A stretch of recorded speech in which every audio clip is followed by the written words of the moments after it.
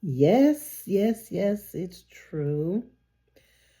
Dealing with narcissistic individuals can basically almost destroy your life. I don't know why it seems like I always attract narcissistic individuals or people that have a lot of narcissistic tendencies. It seems like that's kind of been the story of my life.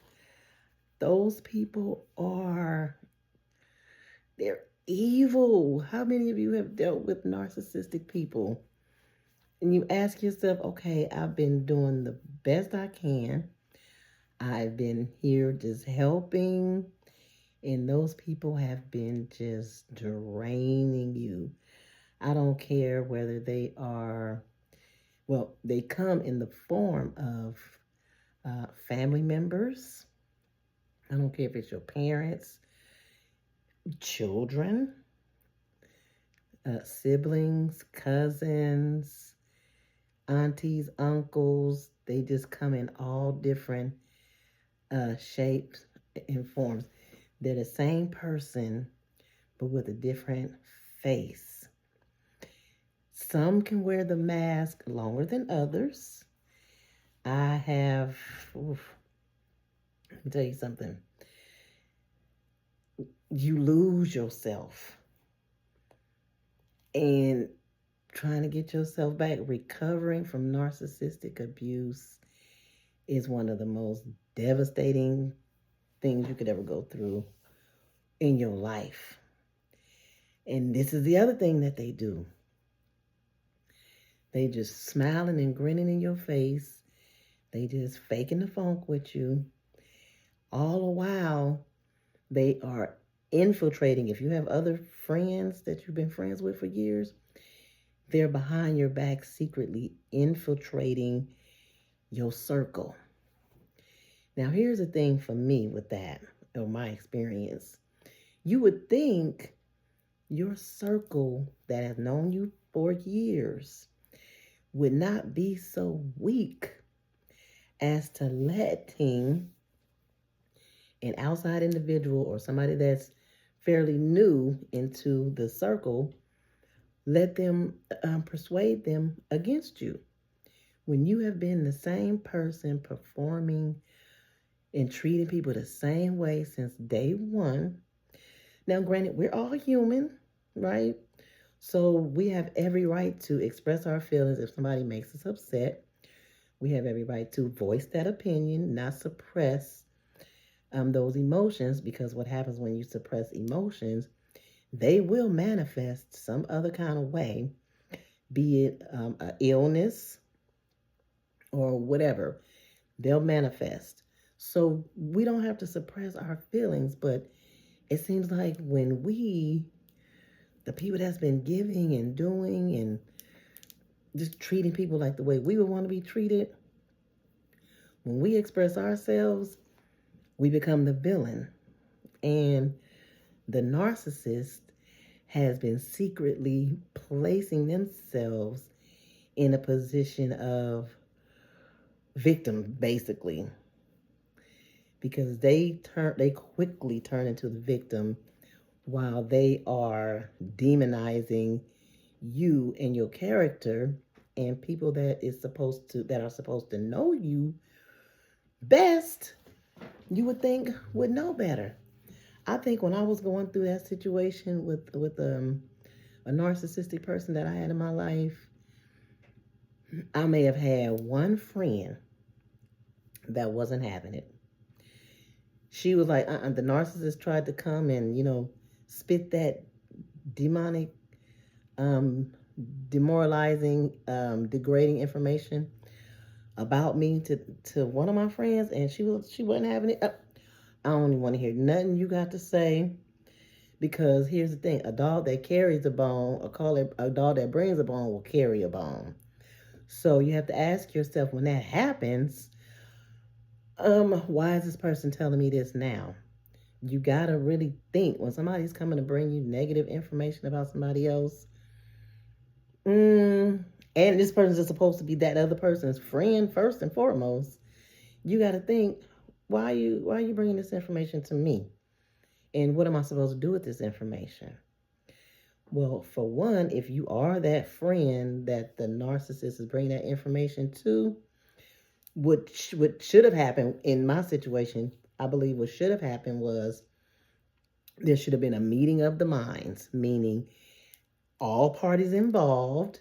You gonna come bring me this information about her, especially if you saying she said this about me. Then we gonna grab you, we gonna grab her, and I'm gonna come and we finna sit down and we finna have a round table. Because let's talk. We not finna do all this. I'm gonna tell you this, but don't tell her I told you. Act like you don't know. No, we're not doing all of that. Because she's my friend. You new to the circle. You supposed to be her friend, but you coming to tell me some stuff about what my friend has said about me. But you don't want me to say anything. I don't know. We can't play that kind of game. So we're gonna come and sit down and have a meeting of the minds and discuss what it was supposedly have been said so that everybody that needs to defend themselves can properly defend themselves if that's what needs to be done. But that's not what the narcissist does. And what that's called is, what they're doing is, a lot of times they're setting up, they're already out on the prowl looking for their next supply. And woo, let me tell you, when they get that supply, you really in trouble. So in the meantime, what they're doing is, while they're infiltrating your circle, they're creating what's called flying monkeys. That's a real term. Let's look that up. Just like gaslighting is a real term with respect to narcissists. Hold on, let me see if I can look it up real quick and give you a... No, I'm not going to ask ChatGPT. Give you a more clear definition of flying monkeys. What are flying? Okay, what are flying monkeys to a narcissist?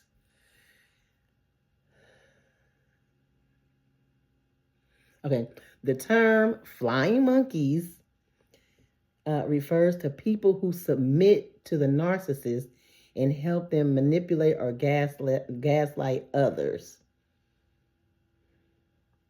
So that's what happens. They go and they take your crew, turn them against you, and then everybody's mad at you, and you don't even know why you don't even know why they're mad. I had that happen to me. Just narcissist turned one of my friends, or was supposed to have been friends that I've been knowing for many years, totally turned him against me. And I was wondering why she had kind of an attitude, but kind of brushed it off like, oh well. And the narcissist act like everything was all, jolly, was all up in my face. We was having, still having good times going out. Little did I know, I did not know what was going on behind the scenes. I mean, so much so, the narcissist set it up so much so the other person actually wanted to fight me, And I'm just like, what in the world's going on? Then it started to ooze out. Another person called me up and told me, hey, you know that roommate of yours is a snake or a rat, something they called her. But when you hear stuff like that, you don't want to believe that. I'm just like, what are you talking about? Start telling me specific things, specific information. And I was like, are you kidding? I mean, this person was saying that I was making her cook dinner for my kids, making her wash the clothes, making her help my kids with homework. And I was totally taken back by this information. I was like, really? So all of that was going on. And let me tell you something. The other thing The other no, when you deal with a narcissistic person, honey, let me tell you, when you confront them, oh, it's game on. It's game on. They will try to destroy your life. I am not playing. I mean, that girl tried to, she tried to destroy my life. Because we were roommates, I was trying to look for another apartment so I can move and get the heck on. But, at the time, it just wasn't that easy to find apartments. Or, it was a lot. And I mean, all kind of people was mad at me. And this then they all became friends, right? So people that used to be my friends all of a sudden became friends with the narcissist. So the narcissist was the ringleader, pulling the puppet strings. And I just couldn't believe it. I was like, wow. But I guess, eventually it worked out for the best. That just showed me who was for me and who was not for me. But that was one narcissistic situation. I've had a couple, but the sharper your discernment becomes, the more you can see those people coming from a mile away. And it doesn't take long for you to uncover the mask, because they wear a mask for a long time. Some long, some a shorter period of time. And the thing about it is, this particular person I had known since childhood, lost contact for many years, and then we reconnected as adults. And so that's the other thing. If you haven't been around somebody in many, many, many years and you reconnect, please vet that person, because that's probably not the same person that you grew up with. 9 times out of 10, it's not. Because we all have gone through life. Some people have had a pleasant life, some not so pleasant, and they're different. Some probably experience mental health issues, and we open our doors so fast and let people in. I know I do, without properly vetting them first. And that's whether that's a relationship with a man or an old long lost friend, relatives, whoever it is. Vet those people real good before you let them in your space. And the other thing that I noticed in that narcissistic relationship, she was always the victim. Just like she demonized me and my character, I recall back, she was telling me certain things about another person that she had been friends with prior to us becoming friends again. Just tearing that person down, but she was the victim. That person did her so wrong, crying all these tears. And so it wasn't until it happened to me with her that the picture became clear. Okay, this is a pattern. You have strong narcissistic tendencies. And when I tell you, I promise. When I say I don't know if you believe in shape shifting, or people's faces changing, or the black in people's eyes, how sometimes the eyes just look black and cold. I promise. I promise. When I had confronted her one time, that face shape shifted. I mean, you could see the demon all in that face. I promise. I'm not telling a story. And that kind of spooked me. I was like, ooh. And this is what I'm living with? I am living with this person? Oh, I mean, one time after I started, after stuff was revealed and I started seeing, she offered to cook breakfast and stuff. I was like, oh, no, no, thank you. You ain't gonna be cooking me nothing. Ain't about to poison me. So, listen, it's serious, though. And when you encounter those people, it takes a while for you to bounce back, because your emotions, you just are discombobulated, especially if you have no idea that that's what you're dealing with. Because a lot of time, like, this whole narcissistic word is kind of new. And people are waking up to understand what that is, what that means. Not everybody is full on narcissistic, but you got some people that have a lot of strong narcissistic traits and behaviors.